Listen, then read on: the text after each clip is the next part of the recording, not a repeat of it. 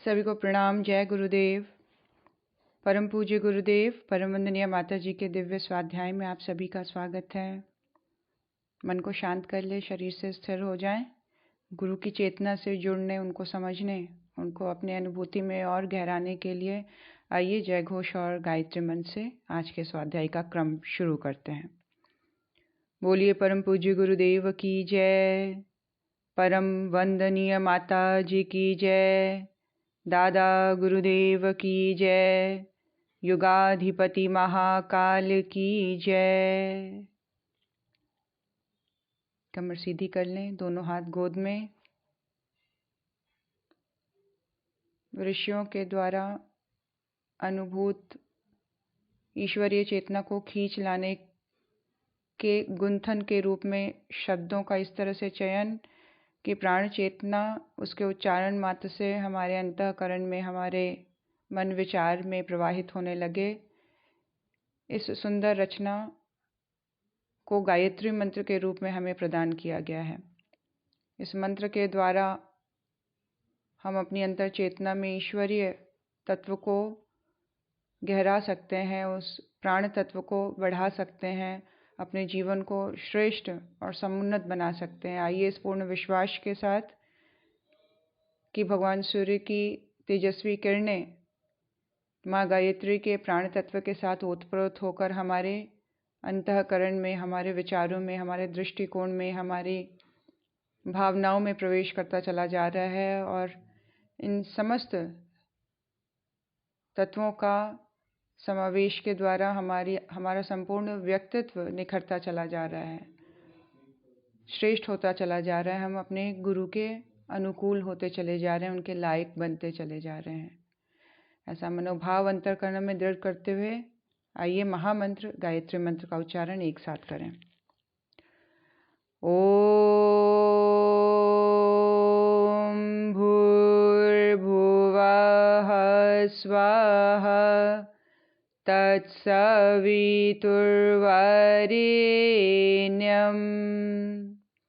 भर्गो देवस्य धीमहि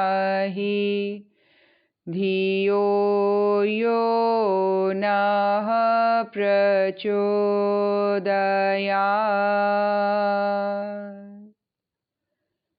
ओम गुरुर्ब्रह्मा गुरुर्विष्णु गुरुरेव महेश्वर गुरु साक्षात् परब्रह्म तस्मै श्री गुरवे नमः।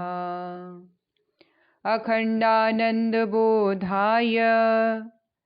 शिष्यसंतापहारिणे सच्चिदानंदरूपाय तस्मै श्री गुरवे नमः।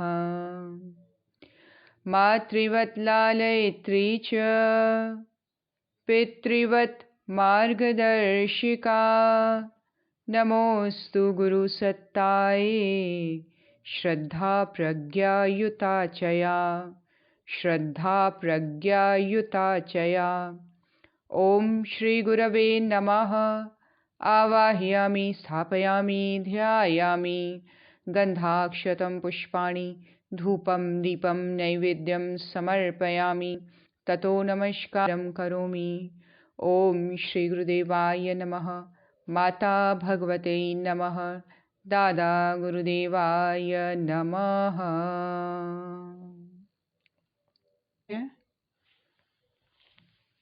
कि किस प्रकार जीवन शैली का श्रेष्ठ होना और एक नए दृष्टिकोण के साथ, एक नया माइंडसेट के साथ जीवन को जीना, अपने आप को देखना कि किस तरह के बिलीफ सिस्टम को लेकर हम बचपन से चले आ रहे हैं और क्या वो सही है। इस तरह के क्वेश्चन अपने आप को करना। अगर डर है तो क्यों है, और उस डर से लड़ जाने की, उस डर से उबर जाने की अंतर्मन में इस तरह की प्रबल इच्छा का जागरण, और किस तरह से अध्यात्म के द्वारा एक एग्जाम्पल के तौर पर यहाँ पे चंद्रशेखर आज़ाद जी के जीवन के एक इंसिडेंट को सुनाया जा रहा है कि किस तरह से उनके जो वो महात्मा थे जो शमशान भूमि में ले जाकर उन्होंने उसके मंत्र मन से डर को भगाया, और इस बात का जो एक माइंडसेट वो लेके चल रहे थे कि भूत होते हैं और वो हार्म कर सकते हैं, तो किस प्रकार से उन्होंने भूत के एक रियल डेफिनेशन को रियलिटी से के साथ उन्होंने इंट्रोड्यूस किया कि भूत कौन होते हैं और किस तरह से वो एक कमज़ोर आत्मा के रूप में जीते हैं, वो हमारा कुछ नहीं बिगाड़ सकते। और उसके साथ साथ हनुमान जी की भक्ति के द्वारा उनके अंतर्मन में साहस और शक्ति का संचार किया, और आगे चलकर वो किस तरह से हमारे देश के इतने बड़े बलिदानी के रूप में उन्होंने कार्य किया। आगे गुरुदेव बता रहे हैं कि किस तरह से चिकित्सा केंद्र के रूप में जो अलग अलग तीर्थ कह लीजिए, या आज हमारे लिए सबसे बड़ा तीर्थ अगर देखा जाए तो शांति कुंज को किस तरह से अचेतन की चिकित्सा करने वाला एक विशिष्ट सैनिटोरियम के रूप में गुरुदेव ने प्रतिष्ठित किया है, उसके विषय में गुरुदेव इसको और एक्सप्लेन अच्छे से कर रहे हैं, और किस तरह से हमें शांति कुंज के सिग्निफिकेंस को समझना है कि इसका क्या इम्पोर्टेंस है, वहाँ जाके रहने में क्या इम्पोर्टेंस है, और किस तरह की माइंडसेट के द्वारा हम वहाँ की ऊर्जा को और अधिक से अधिक आत्मसात कर सकते हैं। वो परिवर्तन ला देने वाली क्षमता का विकास हो जाता है वातावरण का, अगर हमारी खुद की मनस्थिति पूरे लेवल पर एक्सेप्टेंस वाली बनी हो। यहाँ पे आदरणीय श्रद्धेय डॉक्टर साहब ने इसको बहुत सुंदर तरीके से व्याख्यान किया है। सुनते हैं ध्यान से। आध्यात्मिक चिकित्सा केंद्र के रूप में शांति कुंज द्वारा की जा रही सेवाएं विश्व विदित हैं। ब्रह्म मुहूर्त से ही यहाँ मानवीय चेतना के जागरण के स्वर ध्वनित होने लगते हैं। गायत्री महामंत्र के जप एवं भगवान सूर्य के ध्यान के साथ यहाँ रहने वाले व यहाँ आए अनगिनत साधक अरुणोदय का अभिनंदन करते हैं, और इन्हीं क्षणों में मिलती है उन्हें उस प्रकाश दीप की प्रेरणा जिसे शांति कुंज के संस्थापक ने सन 1926 ईस्वी के वसंत पर्व पर देवात्मा हिमालय की दिव्य विभूति की साक्षी में जलाया था। शांति कुंज की दिव्यता का बखान यहाँ पर कि दिन की शुरुआत भगवान सूर्य के ध्यान के साथ, गायत्री महामंत्र के जप के साथ, और ये एक या एकाध लोग नहीं, सब जितने भी शांति कुंज में रहने वाले और वहाँ आए हुए जो अनुष्ठानों के लिए आए हुए जितने भी शिवरार्थी होते हैं, सबका एक पैटर्न चल पड़ता है जिसमें वो भगवान सूर्य के अभिवादन से अपने दिन की शुरुआत करते हैं, और फिर उस महान प्रकाश दीप का दर्शन जो कि गुरुदेव ने 1926 के वसंत पंचमी में देवात्मा हिमालय की दिव्य विभूति की साक्षी में अखंड दीप जलाया, जो तब से लेकर अब तक अखंड दीप जलते हुए असंख्य जनों को प्रकाश भरी प्रेरणाएं बांट रहा है। अनंत अनुभूतियां इसकी साक्षी में उभरी और चिदाकाश की धरोहर बनी है। यह अविरल कथा गाथा आज भी कही जा रही है। आज भी असंख्यों को अखंड ज्योति ऐसी दिव्य प्रेरणाएं दे रही हैं, उनके जीवन में परिवर्तन आ रहा है, उनके जीवन में श्रेष्ठताएं बढ़ती चली जा रही हैं, गुणों का अभिवर्धन हो रहा है।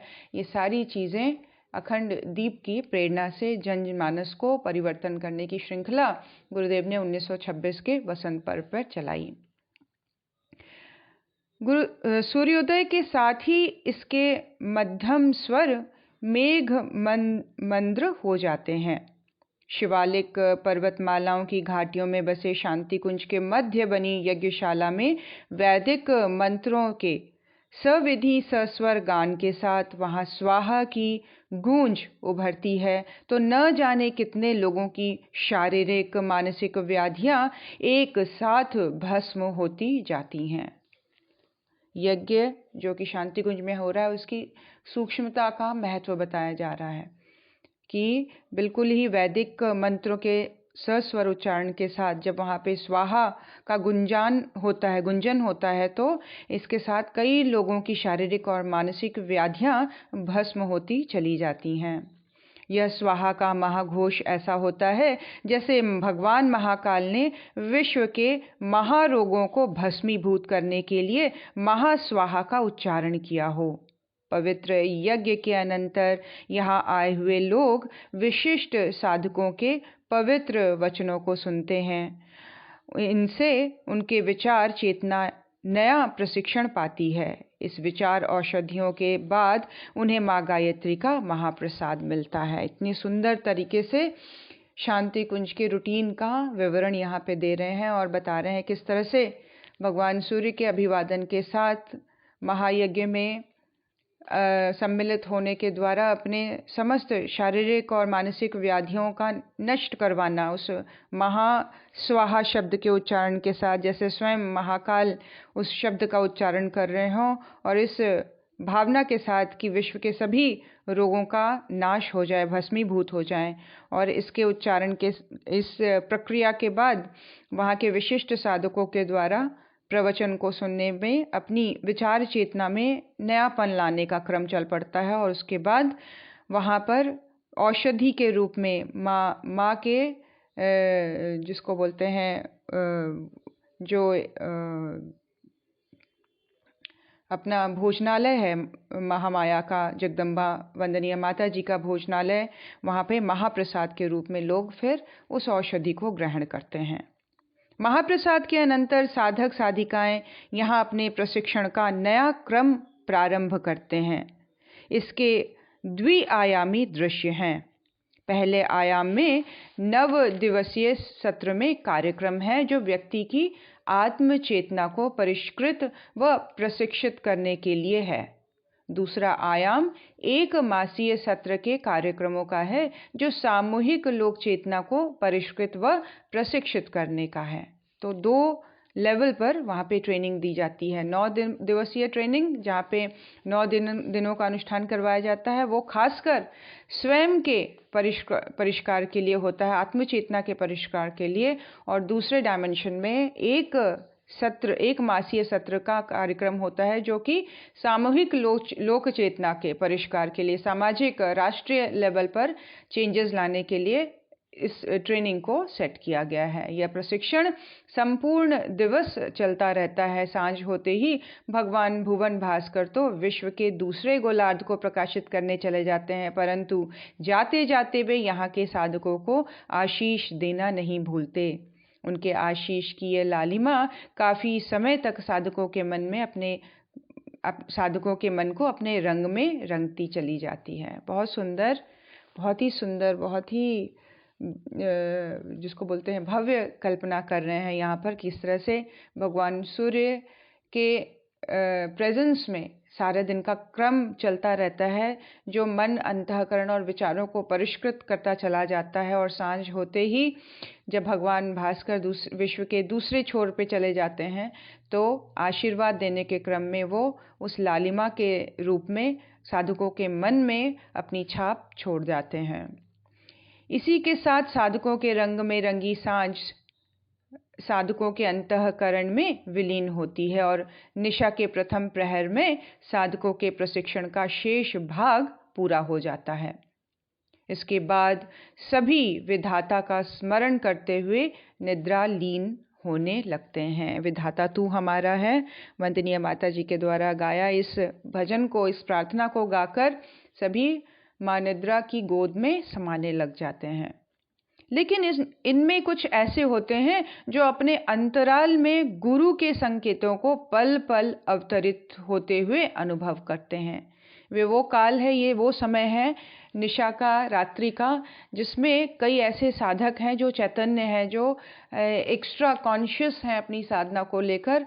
वो इस समय में अपने गुरु के साथ अपने हृदय से जुड़ने के लिए तैयार हो जाते हैं। उनके गुरु के संकेतों को उनका मन प्रतिपल रिसीविंग मोड में अनुभव करता है। पल पल अवतरित होते हुए विचार वो अनुभव करते हैं। इस अकथनीय अनुभव के साथ उनकी निशित कालीन साधना प्रारंभ हो जाती है। इस तरह के अनुभव से वो उनके दूसरे लेवल की साधना, जो कि सारा दिन के अलावा रात को जो सघन साधना के रूप में, गहन साधना के रूप में, ऐसे कई साधक हैं जो अपनी साधना रात के समय, निद्रा के समय, जो अन्य लोग सो रहे होते हैं, तो उनकी ये सघन साधना आरंभ हो जाती है गुरु के संकेतों को और गहराई से धारण करने के लिए। ये साधक अपने आराध्य गुरुदेव को दिए वचन के अनुसार महानिशा में शयन को महापाप समझते हैं। जो सचमुच में साधक हैं वे महानिशा में कभी सोते नहीं। उनके लिए यह समय सघन साधना में विलीन विसर्जित होने के लिए है, ना कि मोह निद्रा के महापाश में बंधने के लिए। ये वो समय है जो एक्चुअल साधक हैं, जो जिनकी साधना तीव्र से तीव्रतम होती चली जा रही है, उनका ये साधना काल का समय शुरू होता है। जब अन्य लोग, साधारण लोग सोने की तैयारी में होते हैं, तो उनका जो कॉन्शियसनेस है, उनकी जो चेतना है, वो गुरु की चेतना से, पराचेतना से मिलने के लिए तत्पर और तैयार होने लगती है। सूक्ष्म में विद्यमान सद्गुरु की सत्ता के संकेतों के अनुसार संचालित ऐसे ही साधना अदृश्य की प्राण ऊर्जा को सघन करते हैं।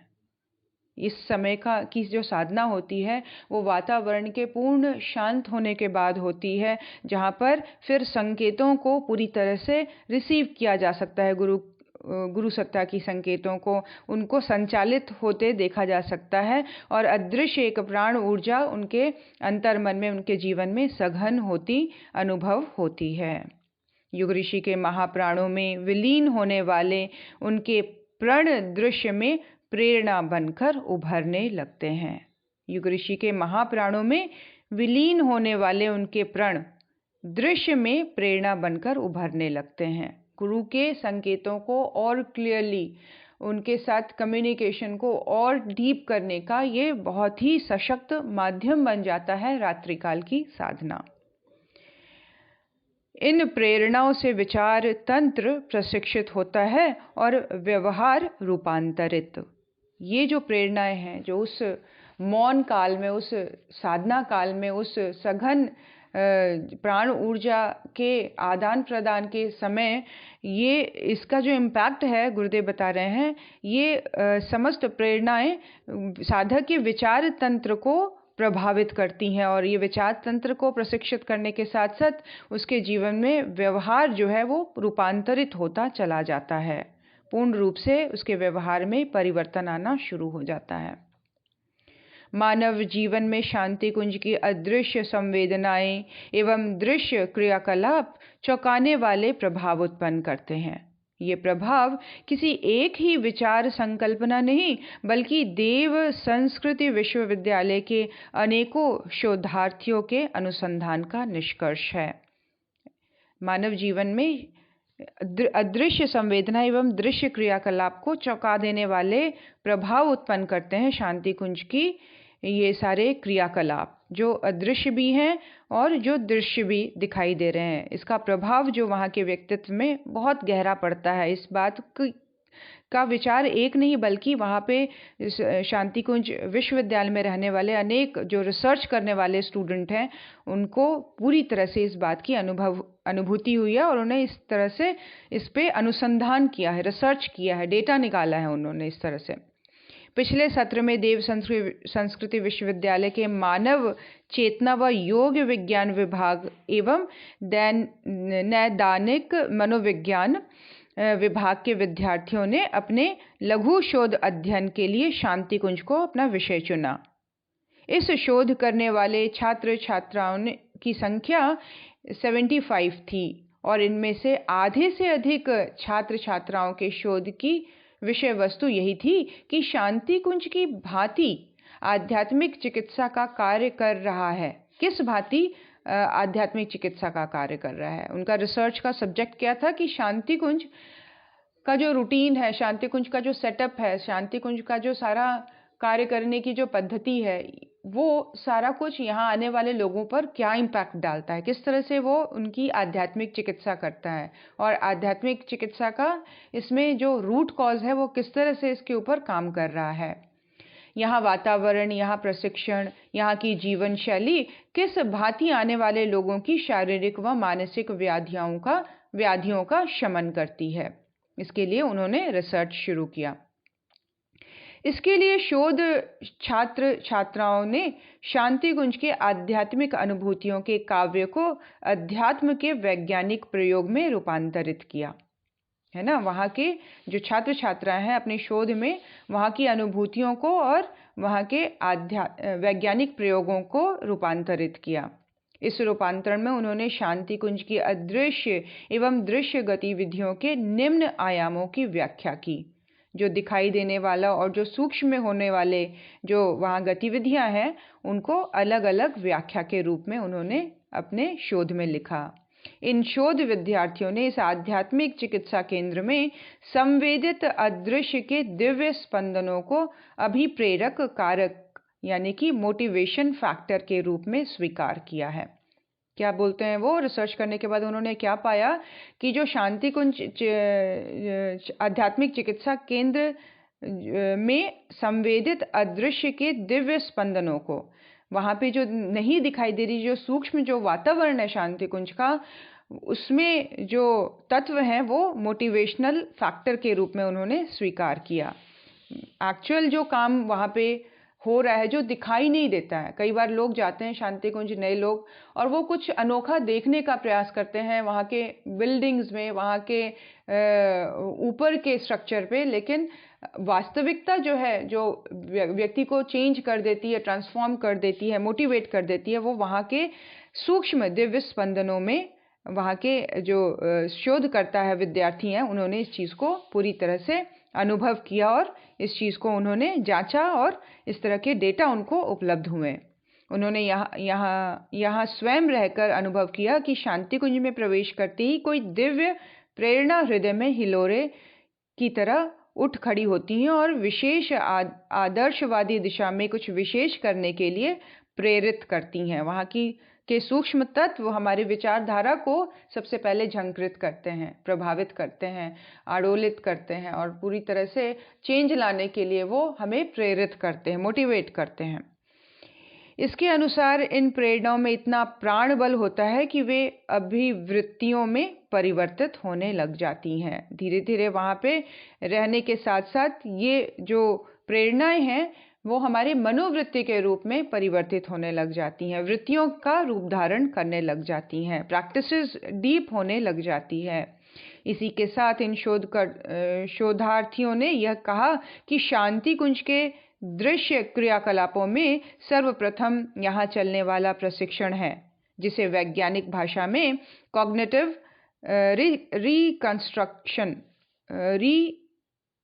रीस्ट्रक्चरिंग कहा गया है। अच्छा, कॉग्निटिव रीस्ट्रक्चरिंग किसको कहा गया? शांति कुंज की जो प्रशिक्षण प्रणाली बनाई गई है, सुबह उठना, प्रार्थना करना, ध्यान करना, यज्ञ करना, लेक्चर्स सुनने, वहाँ की महाऔषधि के रूप में माताजी, वंदनीय माताजी के भोजन प्रसाद को ग्रहण करना, वहाँ पे सोना अपने आप में बहुत सूक्ष्म प्रभाव ले आता है व्यक्ति के। कई लोगों के जीवन की ये अनुभूतियाँ हैं कि वो वहाँ पे सो के पूरी तरह से स्वस्थ फील करते हैं उठने के बाद। तो ये सारी चीज़ें जो प्रशिक्षण के रूप में या जो रूटीन के रूप में वहाँ पे डाल दी गई है, इसको एक कॉग्निटिव रिकंस्ट्रक्शन के रूप में उसको शोधकर्ताओं ने उसको नाम दिया है, यानी कि बोध तंत्र का पुनर्निर्माण करने की शक्ति वहाँ के प्रशिक्षण प्रणाली में है।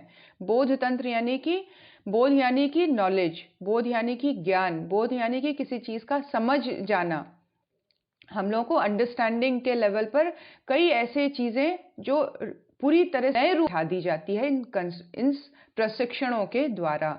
हम एक नए अंडरस्टैंडिंग को लेके चल पड़ते हैं जीवन में। हमारी अंडरस्टैंडिंग को रिन्यू कर देता है, रीस्ट्रक्चर प्रदान करता है वहाँ की प्रशिक्षण प्रणाली। व्यक्ति के जीवन की प्रधान समस्या विचार तंत्र की गड़बड़ी है, जिसके कारण ही उसके जीवन में शारीरिक मानसिक परेशानियां आ खड़ी होती हैं। इन शोध विद्यार्थियों ने अपने शोध कार्यों में अनुभव किया है कि शांति कुंज के प्रशिक्षण के द्वारा सफलतापूर्वक कॉग्निटिव रीस्ट्रक्चरिंग होती है। इससे चिंतन को नई दृष्टि मिलती है और यहाँ आने वालों को मनोरोग से छुटकारा मिलता है। कॉग्निटिव रीस्ट्रक्चरिंग यानी कि बोध का पुनर्निर्माण, बोध तंत्र का पुनर्निर्माण, अंडरस्टैंडिंग के लेवल पर, बिलीफ सिस्टम के लेवल पर, सोचने की नई पद्धति के रूप में, नई समझ आ जाने के रूप में, नई चीज़ें सही लगने के रूप में जीवन को परिवर्तित करती चली जाती है वहाँ की प्रशिक्षण प्रणाली। इसमें चिंतन को नई दृष्टि भी मिलती है और यहाँ आने वाले लोगों का मनोरोग से छुटकारा भी मिलता चला जाता है। मनोरोग ही है, विचारों में आए गड़बड़ी के कारण ही लोग शारीरिक और मानसिक परेशानियों से अपने जीवन को व्यर्थ में बिल्कुल बेकार सा बनाते चले जाते हैं। और यहाँ पे सबसे बड़ा जो अटैक होता है विचार तंत्र पे होता है, विचार प्रणाली पे होता है, बोध तंत्र के ऊपर होता है। इसीलिए यहाँ की ट्रेनिंग सिस्टम को, यहाँ की शिक्षा प्रणाली को, यहाँ के प्रशिक्षण को, यहाँ के अनुष्ठान 9 दिवसीय सत्रों को एक तरह से कॉग्निटिव रिस्ट्रक्चरिंग का नाम दिया गया है।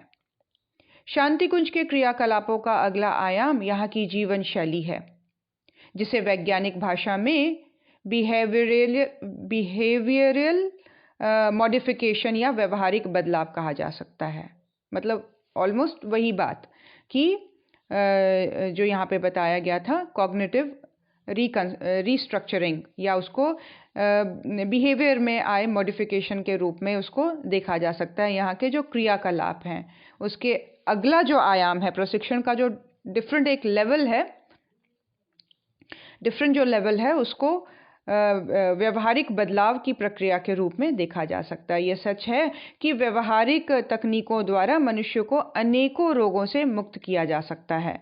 शांति कुंज की जीवन शैली के ये चमत्कार शोध प्रयासों के निष्कर्ष के रूप में सामने आए हैं। वहाँ के शोधकर्ता क्या देखते हैं स्टूडेंट्स, कि यहाँ पे जो लोग रहते हैं या यहाँ के लोगों के साथ जब लोगों का, बाहर के लोगों का इंटरैक्शन होता है तो उनके व्यवहार में भी बदलाव देखा जाता है कि समय के साथ साथ वो वहाँ रहते रहते उनके व्यवहार में भी चेंज आने लग जाता है, जो कि उनके अनेकों मानसिक और मनोरोगों से उनको मुक्त कराते चले जाते हैं। शांति कुंज की जो जीवन शैली है वो भी उनके व्यवहार में चमत्कार की तरह परिवर्तन लाते चले जाते हैं। इस बात को पूरी तरह से जो निष्कर्ष करता है, जो शोध करता है, उन्होंने इस चीज़ का निष्कर्ष निकाला है। इन निष्कर्षों में पाया यही गया कि यहाँ 9 दिवसीय एवं 1 मासीय में आने वाले लोग साधारण रूप से अपने शारीरिक एवं मानसिक स्वास्थ्य को उपलब्ध करते हैं। 1-2 नहीं, 2 दर्जन से भी अधिक शोध निष्कर्षों से आध्यात्मिक चिकित्सा केंद्र के रूप में शांति कुंज की सफलता प्रभावित हुई है। और यह सब इस महान ऊर्जा केंद्र के संस्थापक, आध्यात्मिक चिकित्सा के परमाचार्य, युग ऋषि परम पूज्य गुरुदेव की सक्रिय तप चेतना का सुफल है। इन सब चीज़ों के पीछे, इन समस्त परिवर्तनों के पीछे, बोध तंत्र के परिवर्तन के रूप में, कॉग्निटिव रिस्ट्रक्चरिंग के रूप में, बिहेवियरल मॉडिफिकेशन के रूप में जो एनर्जी वहाँ पे काम कर रही है, जिसकी वजह से लोगों को परिवर्तन महसूस होता है, वो अपने आप को अपनी बुरी आदतों के पीछे हाथ धो के लग जाते हैं कि अब इसे मुझे बदलना है, इसे मुझे अपने व्यक्तित्व से मिटा देना है। तो इन सब चीज़ों के पीछे जो सूक्ष्म कारण है वो है पूरी तरह से परम पूज्य गुरुदेव के द्वारा वहाँ फैलाई हुई उनकी तपश्चेतना, जिसके अंतर्गत आकर कोई भी व्यक्ति अपना जीवन मानसिक, शारीरिक और भावनात्मक रूप से स्वस्थ करता चला जाता है, निखरता चला जाता है। आगे के क्रम में बताया जा रहा है अथर्ववेदीय चिकित्सा पद्धति के प्रणेता युग ऋषि परम पूज्य गुरुदेव। ये भी पढ़ देती हूँ, समय है अभी। आध्यात्मिक चिकित्सा के आचार्य परम पूज्य गुरुदेव ने वैदिक महर्षियों की परंपरा के इस युग में नवजीवन दिया है। बिल्कुल सही बात है। गुरुदेव ने शांति कुंज को पूरी तरह से ऋषियों की परंपराओं को पुनर्जीवित करने के उद्देश्य से बनाया है। उन्होंने अध्यात्म चिकित्सा के वैदिक सूत्रों, सत्यों एवं रहस्यमय प्रयोगों की कठिन साधना दुर्गम हिमालय में संपन्न की। उनके द्वारा दिए गए संकेतों के अनुसार यह जटिल साधना स्वयं वैदिक युग के महर्षि के सानिध्य में संपन्न हुई। वामदेव, कहोड़, अथर्वर्ण एवं अंगिरस आदि ये महर्षि अभी भी अपने अप्रत्यक्ष शरीर से देवात्मा हिमालय में निवास करते हैं। परम पूज्य स्वामी सर्वेश्वरानंद जी ने पूज्य गुरुदेव को उनसे मिलवाया था। उन सबने गुरुदेव की पात्रता, पवित्रता व प्रामाणिकता परख कर उन्हें आध्यात्म चिकित्सा के सभी रहस्यों से अवगत करवाया। हम सभी ने चेतना की शिखर यात्रा पढ़ी है और जिन्होंने नहीं पढ़ा है वो इस बात को जानेंगे पढ़ने के बाद कि किस तरह से परम पूज्य गुरुदेव के गुरुदेव श्री दादा गुरुदेव जी श्री सर्वेश्वरानंद जी ने गुरुदेव को अन्य वहाँ पे जो स्थित ऋषि सत्ताएं हैं, महान ऋषि महर्षियों के सानिध्य में उनको गुरुदेव से मिलवाया और किस तरह से समस्त ऋषियों ने अपनी अपनी रिस्पॉन्सिबिलिटीज़ गुरुदेव को सौंपी और उनको ये शक्ति प्रदान की कि तुम्हें अब जाकर धरती में भारतवर्ष में पुनः ऋषि परंपराओं को स्थापित करना है, उनको जागृत करना है, उनको आम मनुष्यों तक पहुंचाना है और किस तरह से उन सब ने गुरुदेव की पात्रता और पवित्रता की प्रामाणिकता को परखकर आध्यात्मिक चिकित्सा के सभी रहस्यों से गुरुदेव को अवगत करवाया। यूं तो ऐसी रहस्यात्मक चर्चाएं गुरुदेव कम ही किया करते थे, फिर भी यदा कदा प्रश्नों के समाधान के क्रम में उनके मुख से ऐसे रहस्यात्मक संकेत उभर ही जाते थे। ऐसे ही क्रम में एक दिन उन्होंने कहा था, आध्यात्मिक चिकित्सा की बातें बहुत लोग करते हैं, लेकिन इसका मर्म बहुत इने गिने लोग ही जानते हैं। गुरुदेव यूं तो बहुत ही कम अपने बारे में बताया करते थे, हिमालय के में हुए इंसिडेंट्स को शेयर किया करते थे, लेकिन यदा कदा उनके मुख से ये बातें कुछ निकल जाती थी। इसी चर्चा में उन्होंने एक बार कहा कि आध्यात्म चिकित्सा बहुत ही रेयर लोगों के पल्ले पड़ती है, बहुत ही विरले ही इसकी महत्ता को समझ पाते हैं। अध्यात्म चिकित्सा दरअसल वेद विद्या है। यूं तो इसका प्रारंभ ऋग्वेद से ही हो जाता है। यजुष और साम में भी इसके प्रयोग मिलते हैं, लेकिन इसका समग्र व संवर्धित रूप अथर्ववेद में मिलता है। किसका? आध्यात्मिक चिकित्सा का सबसे जो डिस्क्राइब्ड फॉर्म है, सबसे वृहद तरीके से समझाया गया जो फॉर्म है, वो अथर्ववेद में मिलता है। अथवर्ण विद्या को सही व सम्यक ढंग से जानने पर ही अध्यात्म चिकित्सा के सभी रहस्य जाने जा सकते हैं। यह बताने के बाद उन्होंने धीमे स्वर में कहा कि मैंने स्वयं महर्षि अथर्वर्ण एवं महर्षि अंगिरस से इन रहस्यों का ज्ञान प्राप्त किया। इस बात की का खुलासा उन्होंने स्वयं किया गुरुदेव ने, कि इस बात की जानकारी उनको स्वयं ऋषि अथर्वर्ण और ऋषि अंगिरस ने प्रदान किया है, कि ये रहस्य है कि अथर्ववेद में ही आध्यात्म विद्या का संपूर्ण ज्ञान उपलब्ध है।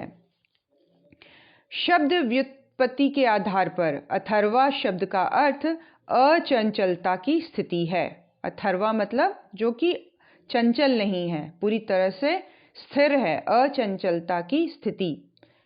थर्व इति गर्ति नाम न थर्व इति अथर्वा, अर्थात थर्व का मतलब गति है और गति का अर्थ चंचलता है। शारीरिक, मानसिक, बौद्धिक आदि सभी प्रकार की चंचलता को अथर्व विद्या की अध्यात्म चिकित्सा से नियंत्रित करके साधक संपूर्ण स्वस्थ व स्थित प्रज्ञ बनाया जा सकता है। अथर्वा का मतलब अचंचलता की स्थिति, और उस विद्या के द्वारा साधक की मानसिक, शारीरिक और बौद्धिक विकास हो सकती है। उस लेवल पर चंचलता को पूरी तरह से समाप्त करके अथर्व विद्या के द्वारा, चिकित्सा के द्वारा ही संपूर्ण स्वस्थ और स्थित प्रज्ञ की स्थिति पाई जा सकती है।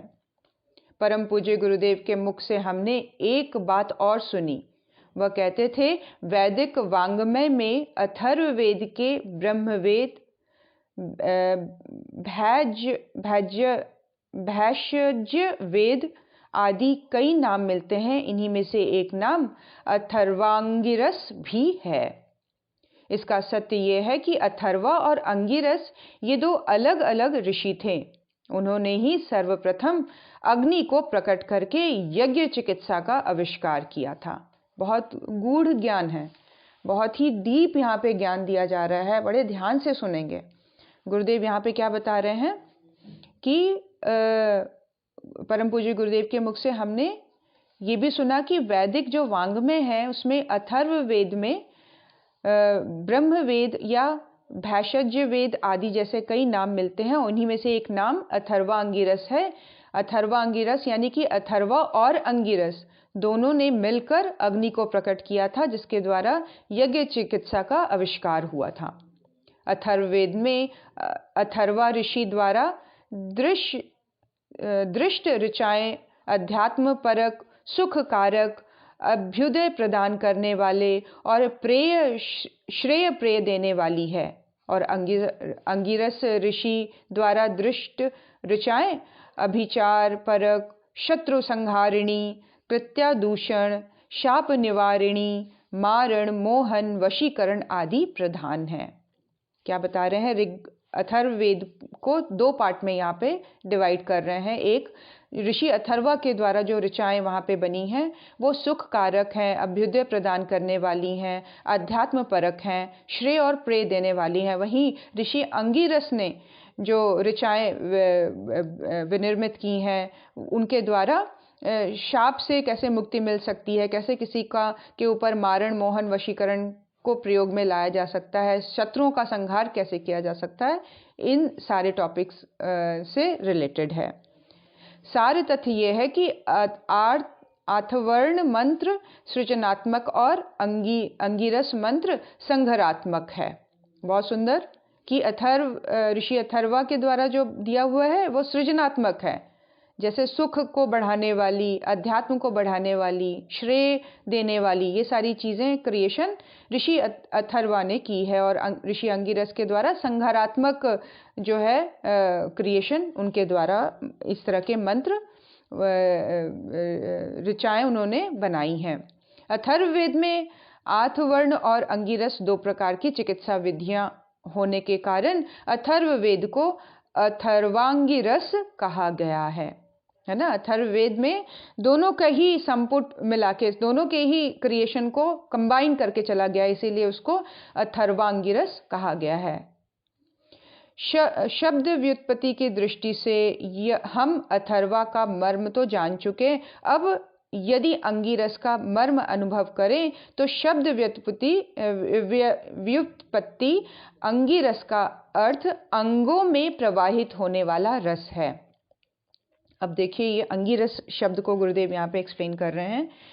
अंगिरस क्या है? अंगों में प्रवाहित होने वाला रस। मनुष्य शरीर के प्रत्येक अंग अवयव में प्राण रस प्रवाहित होता रहता है। इसी प्राण रस का प्रवाह प्रत्येक अंग अवयव को सक्षम व सशक्त बनाया जाता है। इस रस के सूख जाने पर या अवरुद्ध हो जाने पर, इसका अभाव हो जाने पर इंद्रियां शिथिल और निष्क्रिय हो जाती हैं और इसका कार्य व्यापार ठप पड़ जाता है। जब मनुष्य के शरीर की यह स्थिति होती है तो उसे लकवा, मधुमेह, फालिज आदि जैसे रोग हो जाया करते हैं। शरीर में प्रवाहित होने वाले इस रस में जब विकार उत्पन्न होता है तब अनेकों तरह की विकृतियां या व्याधियां पनपती हैं। मनुष्य के मन, मस्तिष्क व हृदय रोगी होते चले जाते हैं। शरीर के इस रोगग्रस्त होने पर अथर्ववेद के आध्यात्मिक चिकित्सा विधान द्वारा जलाव सेवन, हस्तामिमर्श, मणिबंधन, हवन एवं उपस्थान आदि करने से यथा अथर्ववेदीय मंत्रों द्वारा अभिमंत्रित औषधि भेषज उपचार से मनुष्य रोग दोष मुक्त होकर स्वस्थ और निरोग बनता चला जाता है। क्या बता रहे हैं कि अंगिरस मतलब वो रस जो अंगों में प्रवाहित होता रहता है, अंगों को स्वस्थ रखता है, सक्रिय रखता है, और उसी के डिस्टर्बेंस, उसी रस में अगर विकार आ जाए तो हमारे अंग, हमारे सारा फंक्शन निष्क्रिय होता चला जाता है, व्यक्ति रोगी बनता चला जाता है, उसका विचार, उसका मस्तिष्क और हृदय भी रोगी होता चला जाता है। इस सभी रोगों के निदान के लिए भी ऋषि अंगिरस द्वारा बनाया हुआ अथर्ववेदीय मंत्रों के द्वारा अभिमंत्रित औषधि भेषज उपचार से मनुष्य को रोग दोष से मुक्त करने और पूर्ण स्वस्थ प्रदान करने और उसे निरोगी बनाने का उपाय किया जाता है। जलावसेचन, मणिबंधन, औषधि भेषज आदि उपचार से शरीर के अंगों के विकृत या शुष्क रस सजीव व सशक्त होने लग जाते हैं। नेचुरोपैथी के थ्रू या आयुर्वेदिक जो ट्रीटमेंट प्रोसेस है उसमें ये सारी चीज़ें उपयोग में लाई जाती हैं। जलावसेचन, मणिबंधन, औषधि दी जाती है। भेषज यज्ञ की अग्नि में भोजन को पकाकर या किसी एक तत्व को पकाकर उसको दिया जाता है भेषज के रूप में। तो ये सारी चीज़ें जो हैं वो प्रयुक्त की जाती हैं अंगों के समस्त विकारों को, और जो ये अंगी रस जो रस प्रवाहित हो रहा है उसको पूर्ण स्वस्थ करने के लिए।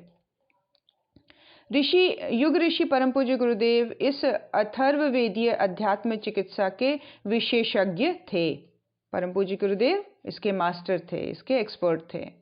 उनका कहना है कि असाध्य रोग, भयंकर दुर्घटना, मारण, कृत्या आदि अभिचार, कर्म, दुर्भाग्य, दैत्य और प्रेत बाधा, पागलपन को आध्यात्म चिकित्सा का मर्मज्ञ केवल सिर पर जल छिड़ककर या सिर पर हाथ फेरकर अथवा मणियां बांधकर दूर कर सकता है। जो सच्चा आध्यात्म चिकित्सक है वो इस तरह के, जिसको बोलते हैं बहुत ही गहरे रोगों को, बहुत ही सघन भयंकर रोगों को, जिसमें असाध्य रोग आते हैं, जिसमें दुर्घटना आती है, जिसमें किसी तरह का मारण क्रिया आती है, किसी ने कृत्या किया हुआ है, किसी का दुर्भाग्य खड़ा हो गया है, और या दैत्य या प्रेत बाधा आ गई है, इस तरह के समस्त कार्यों को मात्र एक सच्चा जो आध्यात्म चिकित्सक होता है, जो अथर्ववेदीय के चिकित्सा प्रणाली को जानता है, वो मात्र जल छिड़ककर या सर के ऊपर हाथ फेरकर इन समस्त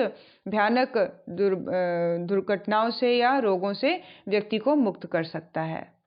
जो इन प्रयोगों को जानते हैं उन्हें इस सत्य का ज्ञान है कि अथर्ववेदीय अध्यात्म चिकित्सा कोई चमत्कार न होकर एक प्रायोगिक और वैज्ञानिक व्यवस्था है।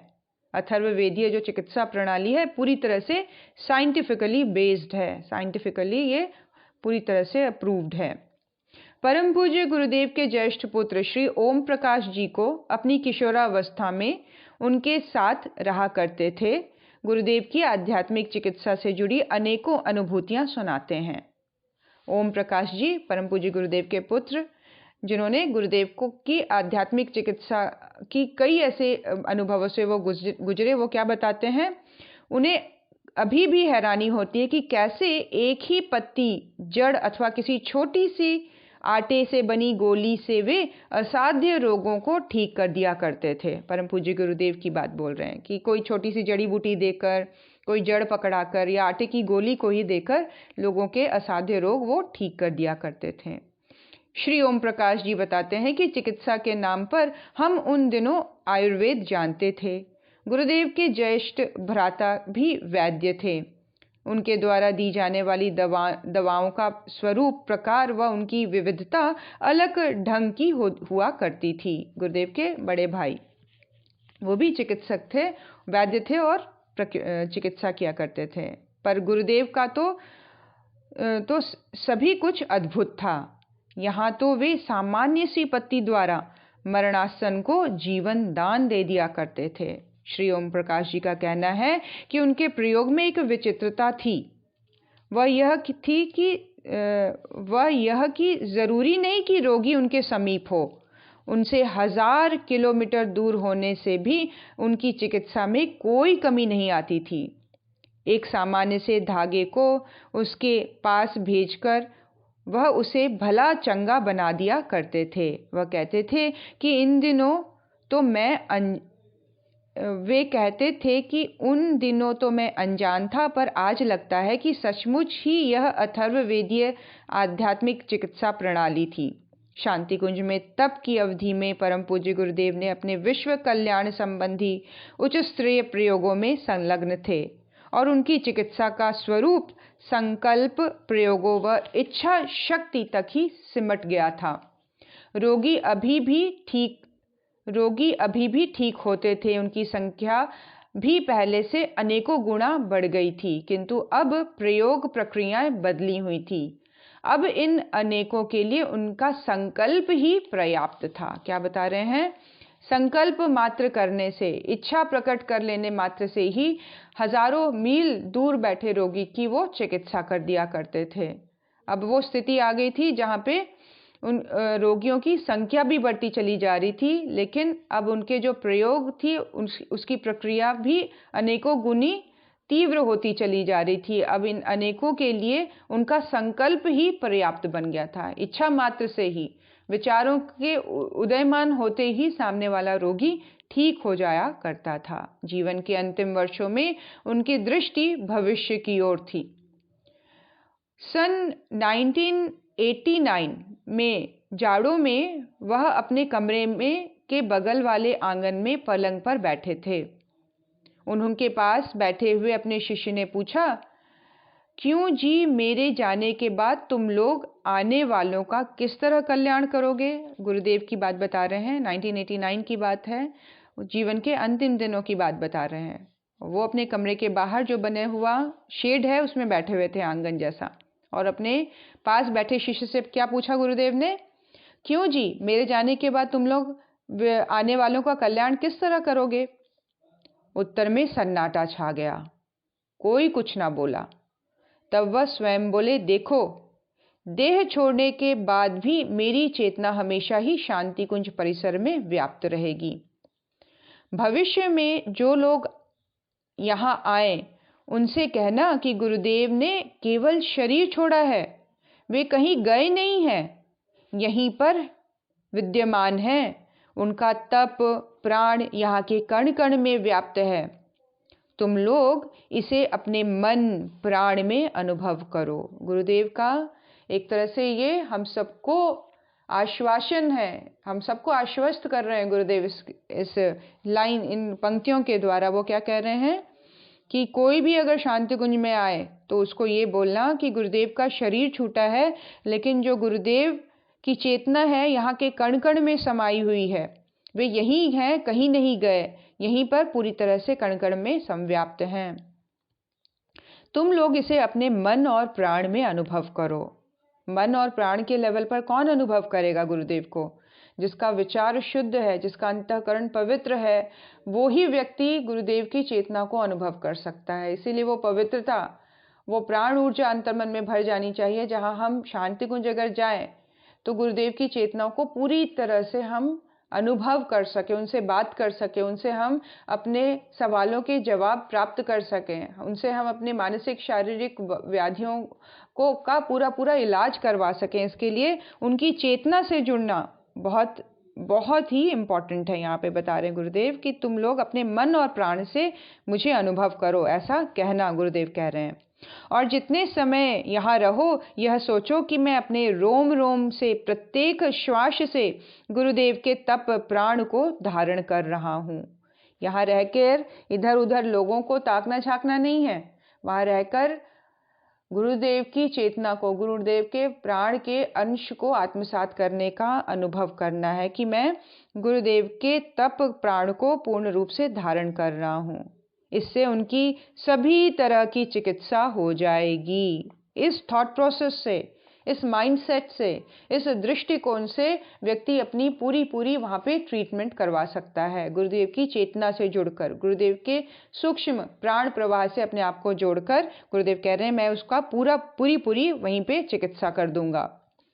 गुरुदेव के द्वारा कहा हुआ यह सच आज भी प्रमाणित हो रहा है। उन्होंने आध्यात्मिक चिकित्सा का जो प्रवर्तन किया, आज उसे विश्व दृष्टि से में मान्यता मिली हुई है। इस बात को हम सभी अनुभव करते हैं। जो भी जाता है वो इस चीज़ को अनुभव करता है कि किस तरह से वो पहले से और स्वस्थ होके आता है, मानसिक रूप से और खिल के आता है, विचारों के रूप में परिवर्तन को पाता है। किस तरह के से वहाँ की प्रशिक्षण प्रणाली को एक तरह से कॉग्निटिव रिस्ट्रक्चरिंग का नाम दे दिया गया है कि किस तरह से हमारी बोध प्रणाली को वो परिवर्तन करता है, बोध तंत्र में चेंजेस ले आता है। किस तरह से गुरुदेव के तप की जो सूक्ष्मता है वो अंतर्मन को कैसे जागृत करती चली जाती है। और इस बात का यदि हम विश्वास कर लें, इस बात के लिए अगर हम अपने आप को प्रिपेयर कर लें कि गुरुदेव यही है, गुरुदेव की प्राण चेतना से मुझे जुड़ना है, वो प्राण चेतना मेरा पूरा ट्रीटमेंट करेगी। अब ना सिर्फ शांति कुंज, बल्कि गुरुदेव कहते हैं मैं संपूर्ण विश्व में सूर्य के द्वारा प्रसारित हो रहा हूँ।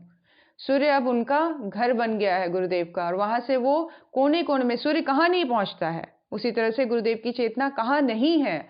हम सिर्फ भावना को परिवर्तित कर, अपने विश्वास तंत्र को परिष्कृत कर, अपने सोचने समझने की शक्ति को और समुन्नत करते हुए गुरुदेव की प्राण तत्व से अपने आप को जोड़ें और अपने किसी भी लेवल पर आई हुई प्रॉब्लम को ठीक कर सकते हैं। चाहे वो परिस्थिति में आई हुई है, चाहे वो हमारे रोग रूप में शरीर में आ गई है, चाहे विचार रूप में, मानसिक रूप में हमारे थॉट प्रोसेस में आ गई, हमारी बिलीफ सिस्टम में कुछ चेंजेस लाना है।